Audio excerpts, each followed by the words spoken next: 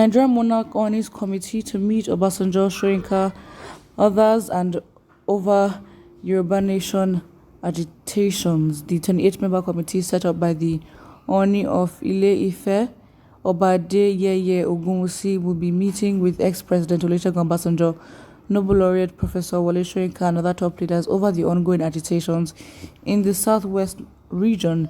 The coordinator of the Oni's committee, Akin Osuntokun, confirmed the development to Punch. Osuntokun said the meeting with top Yoruba leaders is geared towards seeking solutions to the challenges facing the southwest and also to pursue the interests of the Yoruba race.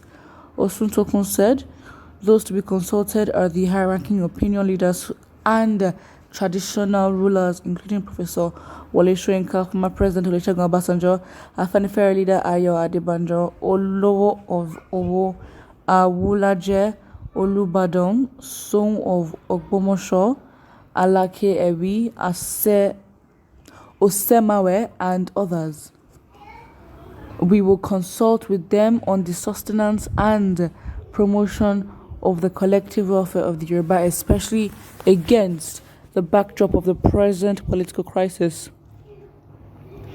We will seek their blessing and counsel on how best to proceed in the pursuit of this objective.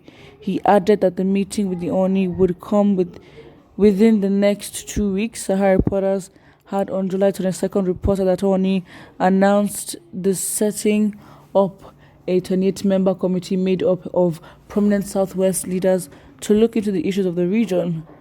According to the committee coordinator, Akin Osuntokun, the committee will look into the matters surrounding the arrest of Igboho and other related matters.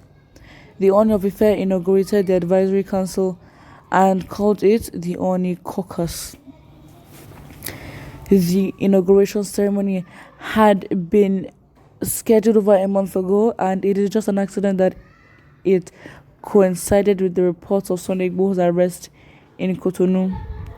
Nonetheless, the council is actively interested in the new development and would appropriately respond in the nearest future, Osuntokun added. He further listed the committee members to include Deputy Chairman Oyo State Traditional Council and Olugbon of Igbon, Oba Olusola Alao, Senator Biodun Olujimi, Mrs. Toyin Saraki, Mr. Segun Awolowo, Prince Doyin Okupe, Otumba Benga, Daniel Prince Oyewumi, Mr. Muyiwa Ige, and General Olu Okunowo. All right, cool. I mean, listen. With the power that they have within the limits and the confines of their office, this is really the best they can do. And I think one thing that really phrased, what I've just said, was basically, what's the name? It says these opinion leaders, these opinion-like leaders, because really and truly, all they do have is an opinion, and really, this is okay, fine. The people themselves have to deeply respect someone is in this kind of position for them to actually, obviously, of course, they respect the kings and stuff, but when it comes to their involvement or the traditional leaders' involvement in politics, you've got to respect it for you to feel or for you to be made important and relevant in terms of taking on advice from your recommendations on what to do. That is literally what it is.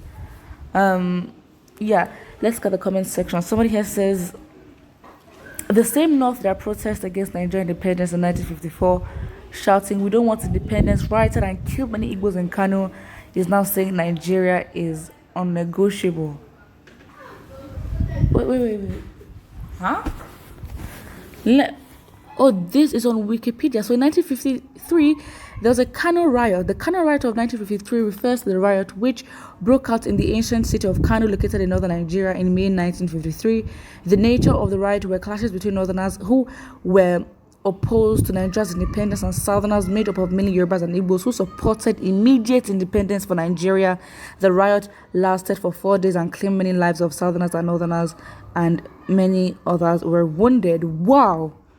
This is verified, obviously, on Wikipedia, but Yeah, this is clicking. Why I'm reading this with confidence is that it is clicking. It is clicking. It is. I've watched documentaries where it highlights the build up to the independence of Nigeria, and there are people that were actually opposed to getting independence. In which, okay, fine. At the time, okay, this fairy tale about human rights and all that. We're just gonna push that to the side. Realistically, look at the economic, boom of the country and what the systems that the British already put in place. If anything, what made it easier after independence was that we continued with that, and then we sort of broke down lack of maintenance, negligence. Obviously, it's turned into what I don't know today, but really and truly, if anything, with the system that the British had already made, there in Nigeria at the time, and what the people were used to even 40 years ago, 50 years ago till that time. I understand why they might have been opposed to it, but for there to be a riot over that, I mean, really and truly, maybe this is why the British felt confident to hand over most of power or give them that, mandate that you are the person in power. So I guess that really solidified things for them in terms of just understanding that why they have power today. To such a point, they were well positioned by the British, because again the British was the one actually giving the independence. Also, we're fighting for it. Technically, we're asking for the independence, and we're basically going to ask until they said yes. And Britain was actually given the independence, which of course it's worded in a way where it's not politically correct, but that was literally what it is. Yeah. Someone says we are waiting to hear about the outcome of the meeting, only from you. Okay. At the end, they will back off and start rooting for presidency. Let us watch and see. That's another comment that is here. But yeah, I mean, again, people are not showing the distrust for the Nigerian monarchs and the committee. Obviously, having conversations with Obasanjo and other leaders, and also Wale Soyinka, those that promote the culture very well.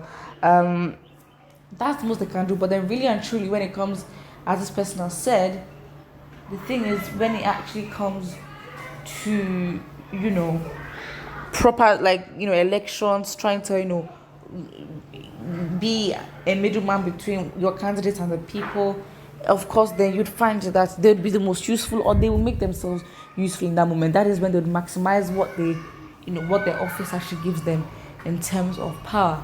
So yeah, obviously I understand why. Obviously, I mean, we know these meetings happen in every aspect of Nigerian governance. These meetings happen every single time, and yet it never really results in anything. So from that basis alone, I can see why people are already cut off and are not even ready to even go in depth on what is going on.